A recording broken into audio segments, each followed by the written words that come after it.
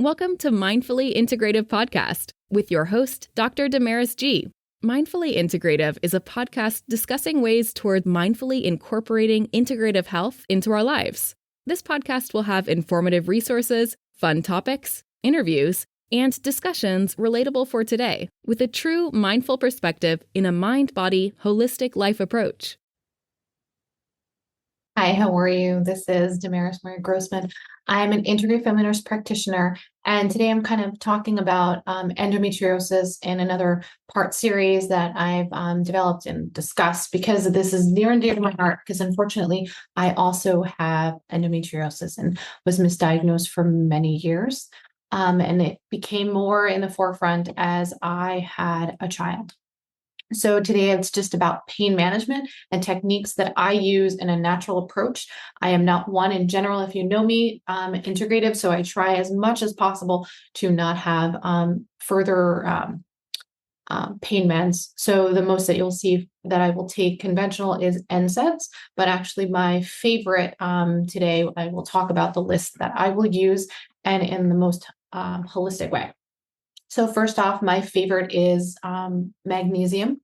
So let's talk lifestyle parts. So lifestyle one is, it is best to have nutrient dense foods. And I would recommend an anti-inflammatory type diet. That doesn't mean I want you to eliminate things. I just want you to avoid things that may be causing that. So nutrient dense to avoid the inflammation, because endometriosis is an inflammatory response disease and it actually is an autoimmune response, and the body is not able to kind of clear out some of these lesions and these things, or they've come up because of stress and such. The recommendation is anti-inflammatory and nutrient-dense foods. These nutrient-dense foods are like great salmon, berries, turmeric, avoiding processed foods, sugars, food, dairy, gluten. Those are usually recommended. Now, on top of that is stress management, and I talk very extensively on stress management. If you've seen my posts and such, is because stress management, oxidized stress can affect many parts of the body. And in this situation, it is endometriosis. So this inflammation response is coming out in lesions in the uterus and different parts of the body and incorporated. I am very much so advocate of yoga, mindfulness techniques, guided meditation, and to help learning breathing techniques. All of these I personally use in not only for endometriosis, but all other health care needs that I've had, because let me tell you, if I did not, I would be on a roller coaster of medications that I didn't need. And I can control a lot of this within and what I put into my body. So as food as medicine, stress management, and breathing techniques, those just in general have helped. And then exercise as tolerated. Additionally, supplements outside of just food as medicine that can be used. I'm a big fan of magnesium. Magnesium glycinate for the evening, or magnesium carbonate or citrate can be used. But with that, there's one that I use is Myocalm that has valerian and passion flower, and they have one that will also help you for sleep. L-theanine, which is a magnesium or green tea derivative. So with that, I will also recommend curcumin or turmeric, or like a golden chai tea that will have some turmeric in that. Vitamin D is very anti-inflammatory, usually about at least 2,000 IUs for patients. Omega-3. Now, there's different ways to get your omega-3 that will be very helpful for reduction in inflammation. You have to be careful when you're taking omega-3 because it is also a blood thinner. So, but there's algae like spirulina cholera that will give you omega-3s if you're a vegetarian. And then there's fish oil. And then there's zinc and selenium is also helpful for oxidative stress. I mean, my favorite really will always be magnesium and many types of magnesium. Follow one of my other podcasts on benefits of magnesium and the different types. Now, herbal remedies and Chinese remedies or just general herbs that are recommended. So I just talked briefly about passion flower, and passion flower is one of my favorites. There's another one to help with, so we're talking about balancing, right? So balancing hormones, you can use an herb called chest tea. Ashwagandha for stress management, inflammatory response, because then, again, stress management is part of that.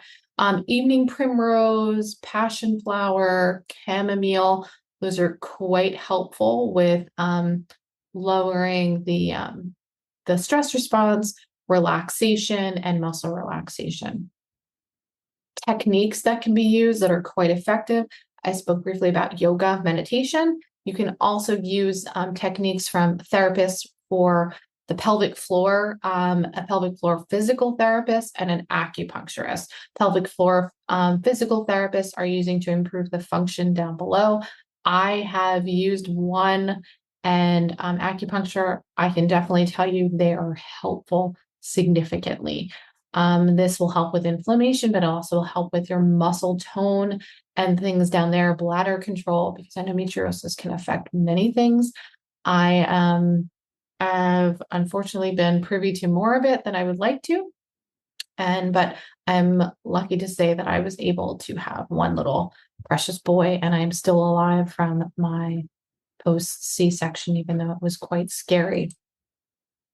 I am due for surgery in January because this pain is just unbearable, and I don't want this to, hinder other people. I'm managing to the best of my ability because I don't want to be worse. And I also understand that it's like a management, it's a long-term thing, but if I can manage my inflammation, manage my stress, then get this procedure, because there might be a little bit more in there than I can handle, and we'll do that. As needed, I don't like to take NSAIDs, but NSAIDs are available, which are like ibuprofen. People do hormone therapy, and stronger medication is needed. I don't really recommend that personally. I think that hormone therapy and NSAIDs, if you really need them, they can be available and needed for those that are in severe pain. That's there, that's why it's needed. And then my case, I do have to get surgery. And most cases, to actually remove endometriosis lesions, they have to be incised. That is what has to do. Now, to help manage, like I was saying, that some of these protocols, they're help management. They're not going to cure endometriosis, but it's management. Just like I talk about diabetes, I talk about other inflammatory diseases like Hashimoto's and such. These are all about management, and they're understanding what's going on in the body. Another huge one will be your gut, your microbiome, your immune system, because your immune system, second immune system, is your gut. So when you understand that and you can fix some of the dysbiosis and leaky gut, you can really manage and do so much more. So yes, so there is things that will help with that, and that is things of working on healing the gut. So what you put in, so anti-inflammatory, nutrient-dense foods, the quality, lowering the inflammatory process, and then healing the gut with things to bring it back. My favorites are bone broth, glutamine, and nutrient-dense broths and foods to get you to that optimal self. Now, avoiding all of the junk, it's hard sometimes, but if you can at least get more of the nutrient dense in there, you're benefiting as addition to protein. I hope this helps a little bit. This is my first one in reference to pain management for endometriosis. If you have any questions, feel free to reach out. Talk to you soon. Make sure you have a mindful way each and every day. Thank you for listening to the Mindfully Integrative Show with Dr. Damaris Murray-Grossman, family nurse practitioner. This podcast is for informational and educational purposes only and is not to substitute for professional medical advice, diagnose, or treat. Always consult your healthcare provider before making changes to your healthcare routine. Make sure to subscribe so you don't miss an episode. If you enjoyed our show, please support us by leaving a mindful review on Apple Podcasts or your favorite streaming platform. Interested in being a guest or more information? Email us at info@mindfullyintegrative.com. For resources mentioned in the show, visit our website at www mindfullyintegrative.com. You can also connect mindfully with Dr. Damaris on her social media links found on the site. May your strength and peace guide you to find a mindful way every day. Namaste.